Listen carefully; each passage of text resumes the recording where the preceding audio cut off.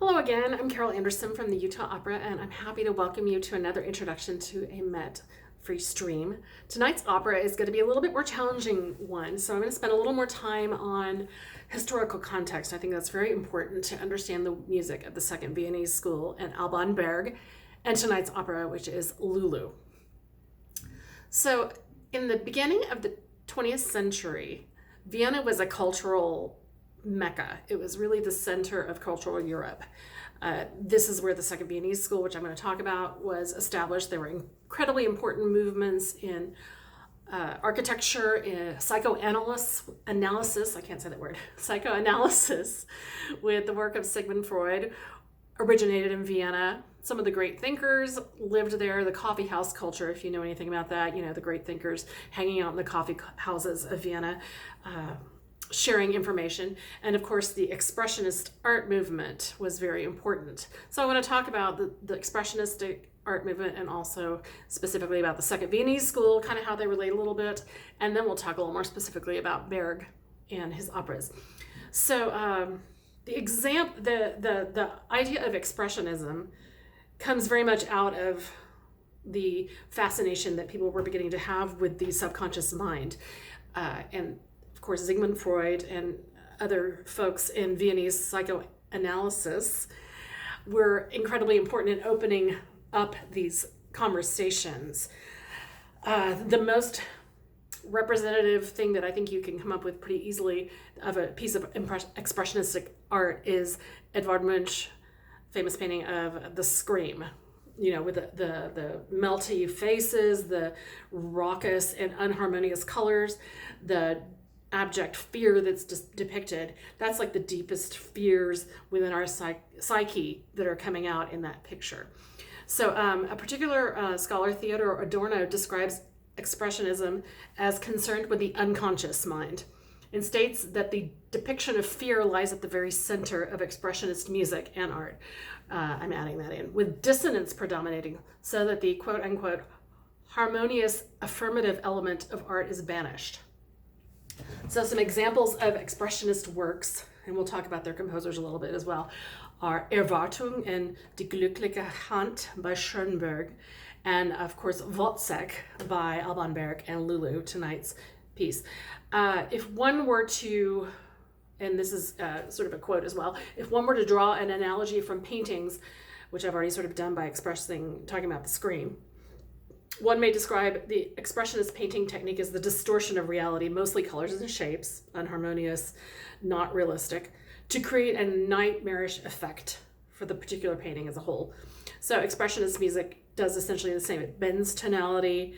The dissonance is meant to unsettle. We talked about dissonance in Elektra and Salome in the works of Strauss. He was in Vienna, but he is not a member of this movement to extreme Expressionism, but he was not immune to it. And so there are very dissonant expressionistic moments in both Salome and Elektra. In a way, it's kind of I'm just extrapolating this. It's almost a Viennese version of Verismo opera, but where we're seeing like the dark underbelly of Italian society and music of the operas of the 19th century. But even it goes further, going not just the dark underbelly of society, but also the darkness that lurks within the mind of these characters. So the Second Viennese School is what we call composers who were influenced and taught by Arnold Schoenberg during his Vienna years, which were 1903 to 1925. The first Viennese school we don't ever use that term in musicology, but we would say that the Second Viennese School is in opposition to the first Viennese school, being Mozart and Salieri and Haydn, composers who were in Vienna in the late 18th, early 19th century. So Arnold Schoenberg's most loyal disciples were Alban Barrack and Anton Webern. They took his ideas and they used them very differently. So each of those three composers is very unique and has a very strong voice within this system that Schoenberg created.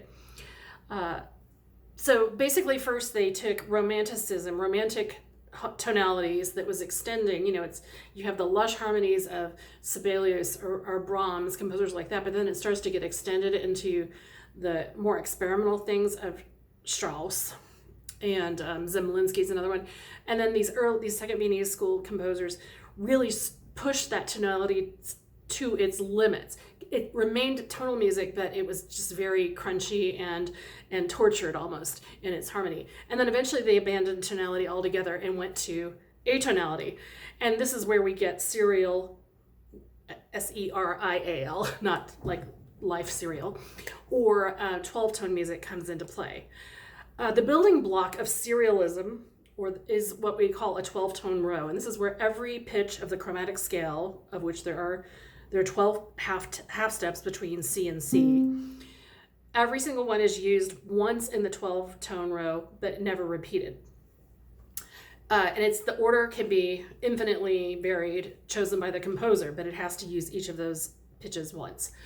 The row then can be inverted, meaning you take where you had an interval that went up, like say you go C to F sharp and it's a tritone up. If you invert it, it would go down. It's not a good example, actually. A better example would be a sixth, a minor sixth, C to A flat. But if you wanted to invert it, you would go minor six down. So if the row were, it would go. And just repeat those in opposite directions. Then there's retrograde, where the row were. There it is. That's what my row is that I just made up, my 4-tone row. 5. If you did it in retrograde, it would be, you just do the pitches in the exact opposite order. And then you can also take the interval relationships and start on different pitches. So there are an infinite number of ways to combine these. So inversion, retrograde motion is when we say we do it backwards. And then Schoenberg did it pretty academically. Webern did it in a very minimal way, in that his pieces are examples of, they're so tiny, they're so small, they're short, and they're very like beep, beep, boop, beep, beep, beep. So you don't actually get much lyricism in a Webern piece. Berg took these ideas of serialism and he expanded them in a very emotional way. So when you're watching a Berg opera, I find him the most accessible of the 3 composers. And I actually really do enjoy the music of Alban Barrack, because he somehow uses the 12-tone techniques. He's not slavishly devoted to them, so he will actually do some repetition or some motivic work that is not so academic, because he wants to use these techniques to create emotional response. So he hasn't abandoned emotion in maybe some of the way that more scholarly 12-tone composers did. And of course, there are many people that adopted 12-tone techniques later, past Schoenberg. He's just kind of the one that did it. A quote that I got from a little article about Lulu was a web article. The author said, Berg understood that these mechanical principles, meaning the principles of manipulating the 12 tones, were only techniques to aid the communication of emotion rather than ends in themselves. While freeing himself from the conventionality of earlier compositional techniques, he also relaxed many of the dogmatic rules handed down by his teacher and serialism's doctrinaire and evangelist, Arnold Schoenberg. Interestingly enough, Arnold Schoenberg is a composer who left Vienna and found his way eventually to Los Angeles. And so he actually is, there's a building named for him at USC. He was actually quite involved with the University of Southern California, and I just happen to know that because I'm a USC alum from one of my advanced degrees. So, a little bit more than specifically about Alban Berg. He was born in Bavaria in, where's that date? 1885, and he died in 1935. He was largely self-taught. He actually was more interested in literature than music. He began studies with Schoenberg in 1904. So he was 19 when he started with Schoenberg in Vienna. And he studied with him from 1904 to 1911. I forgot to point out another incredibly important cultural perspective. The years going into World War I, Europe was in this time of transition and torment and growing pains in a way, which led to the explosion of World War I eventually. And so that's another factor that goes into, as society was in tumult, so did harmony and tonality become in tumult. It's really kind of a fascinating time period to study. So hopefully I won't go on, for 45 minutes about this. I could have done that, but I didn't. So he began study with Schoenberg, and he spent time with him from 1904 to 1911. His first major work was a piano sonata, Opus 1, and it was actually a pretty important piece. So his first piece was not student at all. It made a big splash. I love this. 1913 was a big year for scandals, and I want to talk about the Scandal Concert. I love the name of that. Of March 1913. It was at the Musikverein in Vienna.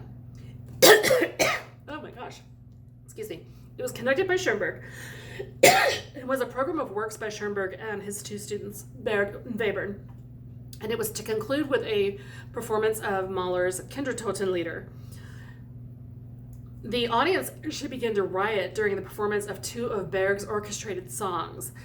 They actually called for the composer and the poet to be committed to an asylum for the insanity that they were wreaking. What's sort of awkward is the poet, it seems like Altenberg, already was in an asylum, so he had actually been granted a release to come and see the concert from the asylum, so ooh, awkward.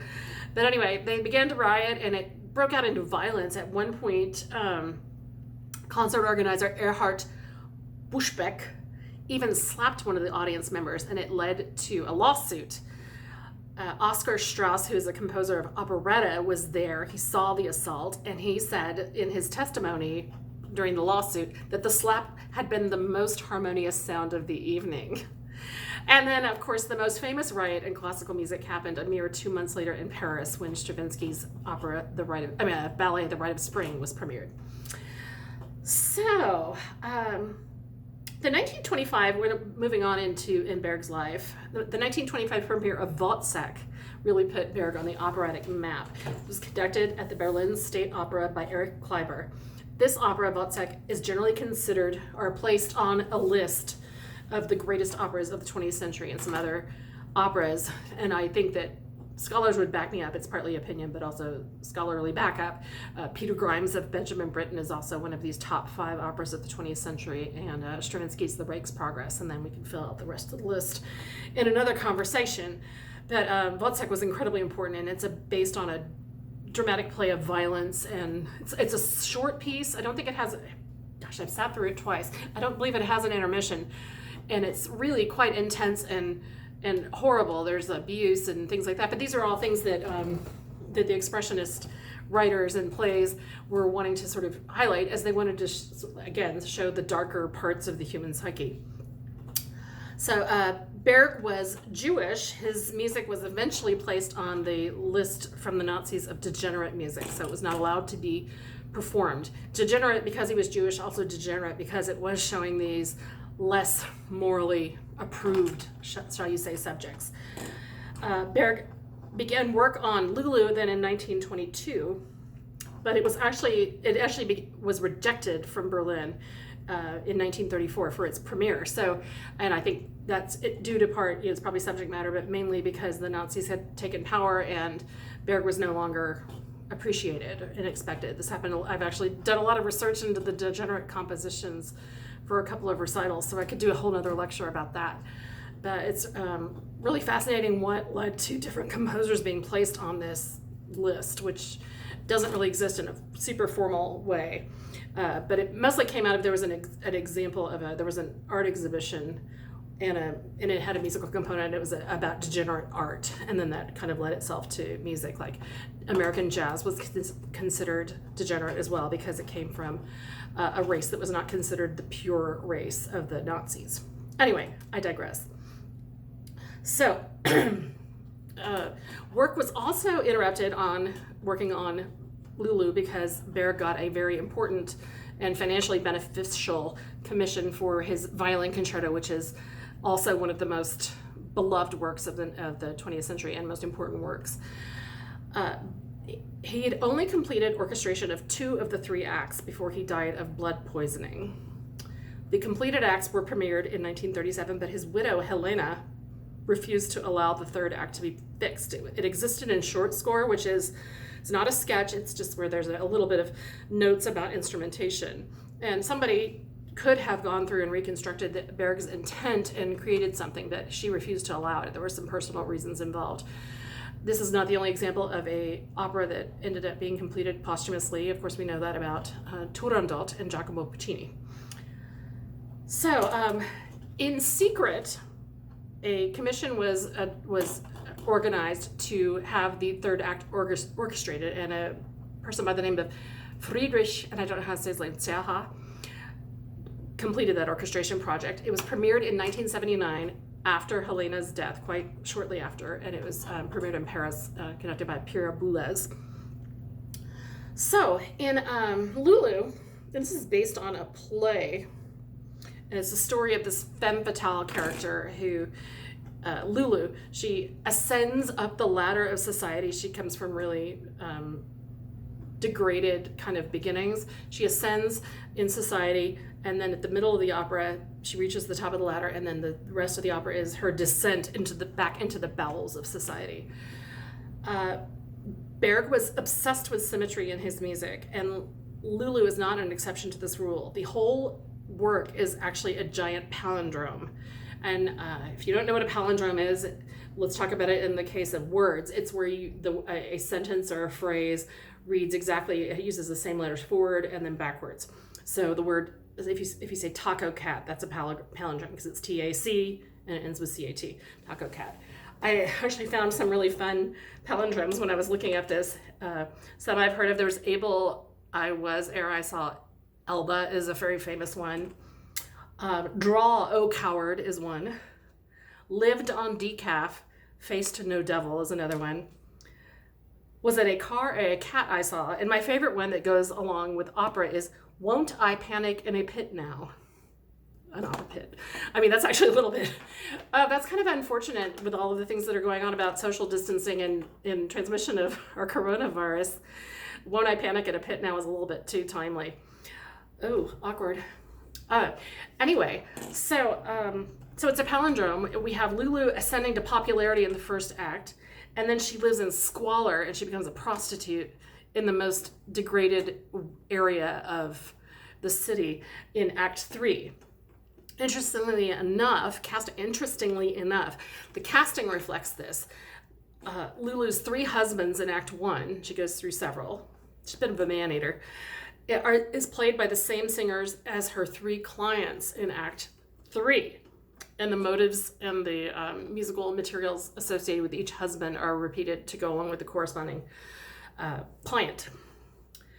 The mirror-like structure, this palindrome, is really shown in the middle of the work, and I'll play a little bit of that when we get to it, but there's an interlude for the orchestra that is meant to be accompanied by a silent film. And this is where the palindrome reaches its main turning point. So I'll play that a little bit. I mean, Lulu is incredibly hard. So the good news is if I play a wrong note, unless you're a Lulu scholar, you probably won't notice it. But I do want to play a little bit of it. And the center point of the palindrome, we'll talk about when that comes to it.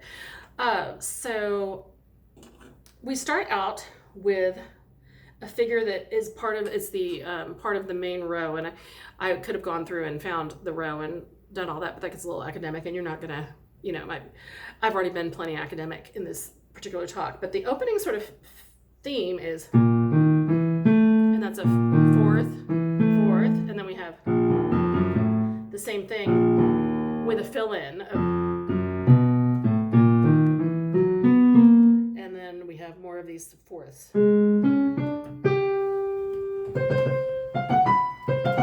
And it's all transformed with rhythm, with just different instrumentation. And so it's, you might recognize it at times, but at times it's just an underlying structure that informs what's happening. So I'm going to try to play a little bit of this. It's going to be crazy. And of course you don't get all the colors because we have, horn, we have trombone. So the texture is a lot more clear. It's very dense when it's played on the piano because it's a little bit more homogeneous in its sound. But when it's in the orchestra, you can actually pick out the counterpoint with the different instruments.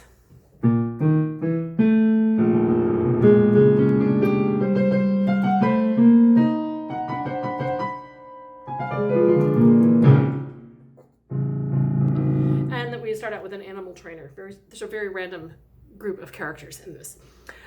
Do know that you'll have sometimes declaimed text, just spoken. There's a melodrama, which is, when music accompanies the speech and it's very measured and it's timed out, then there's plain old dialogue. We also have Sprechstimme, which means speech song, and that's represented by note heads that are an X rather than a circle or a little oval, and that means you approximate the pitches while kind of having a speech-like delivery. And then the thing we associate with that is Pierrot Lunaire of Schoenberg, one of the seminal works of the 20th century.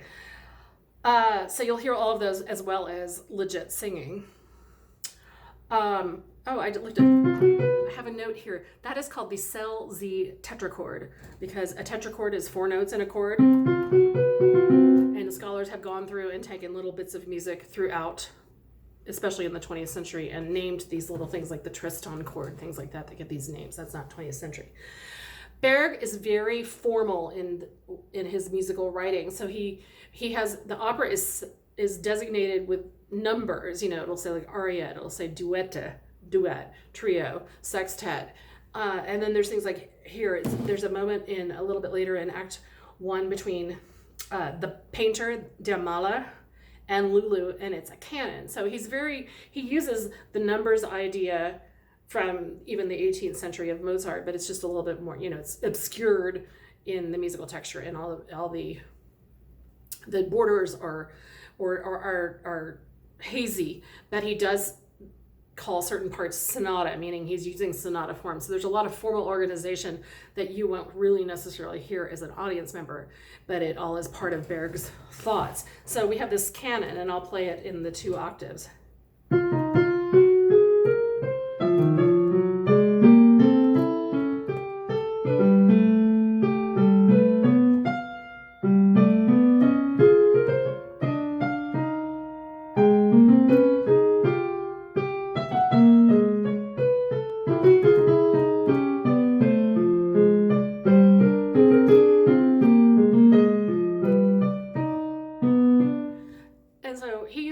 Places like that where he particularly does a moment that is based on imitation.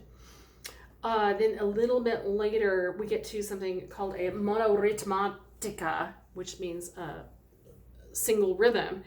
And these places, this is Dr. Schön, one of her people, and the monoritmatica has this whole rhythmic formal organization where an accelerando is very strictly described how it should happen. And this goes along into later in the 20th century when there were these things of metric modulation where accelerandi were written based on the way that rhythmic values transformed. Again, I'm getting a little bit esoteric, but this kind of idea, these places like on this particular character are exactly mirrored in the musical treatment of again, like I say, the corresponding client of for the prostitute Lulu. So you'll hear similar sustained chords that are happening under Dr. Schön.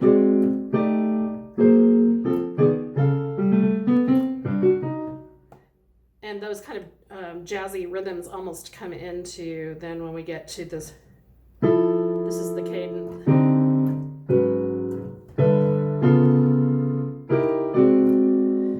I know it can all sound a little bit just noisy, but there is a lot of structure to it, and the good performers of this music know how to make it sound like a lyric line. That's one of the challenges as a singer. Marlies Peterson, who performs Lulu, has done this role in just hundreds of times. I think I'm not exaggerating when I say this. I saw her do it at the Lyric Opera of Chicago even before I saw this Met production. And I think the Met production was the last time she was going to sing that role, but she's a fearless performer, and she really captures the decadence of this artist, of this character. Before I run too much out of time, I want to get to the palindrome moment.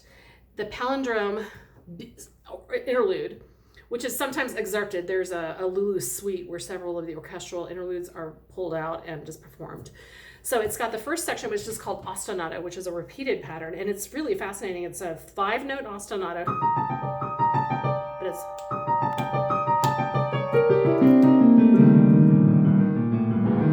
the fact that it's in 16th notes, which are 4 notes to the beat. So the fact that it's 5 notes, it makes the beat displace each time. And then we have a similar ostinato in the trumpet. If you have a really good ear, that's that Lulu tetrachord in a different form. And then we have several instruments, and they just repeat that in this sort of cacophony. And that music develops for quite some time. I'm not going to try to play it because it's actually so difficult that it's scored for 2 pianos, and I only have 10 fingers. And then in the middle of that palindrome, there's a bit of the action kind of halts. And at that moment, there's kind of this breath, and I'm just going to see where that was, where it's a little bit more, where I described it a little bit more. There's like the music halts, and there's kind of this flourish of arpeggio in the piano, and we have your Lulu tetrachord.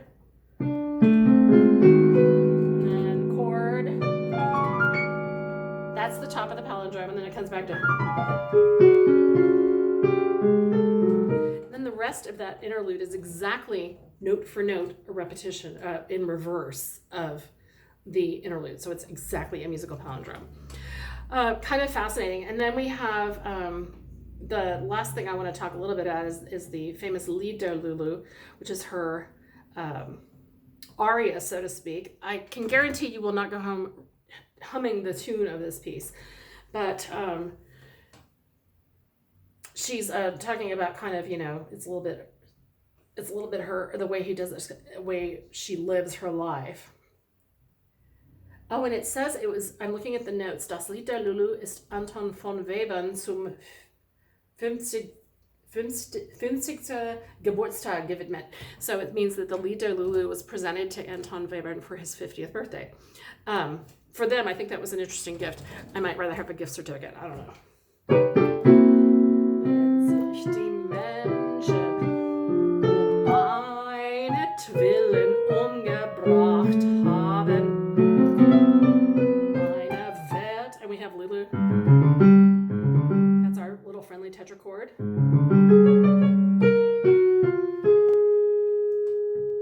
So it seems a bit wandery, but as anyone who does this music, in a lot of cases, like I've done some scenes from Lulu, and the only way I made real sense of it was studying it. And then when I did that, I was able to perform it with a little bit more information to help the audience appreciate it. You can't just learn the pitches, you have to sort of understand how they fit into the whole texture. And this production's really kind of amazing. Just, it really captures the feel of the era and the feel of the music. And then, of course, Lulu has to be a high-flying coloratura. She has a lot of sustained lines, but in her Lulu, in the Lied, she gets this strange coloratura.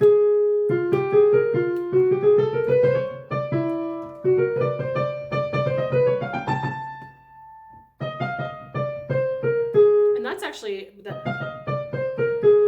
I just noticed that's the same as that, kind of the same idea as that canon that I played a little bit earlier.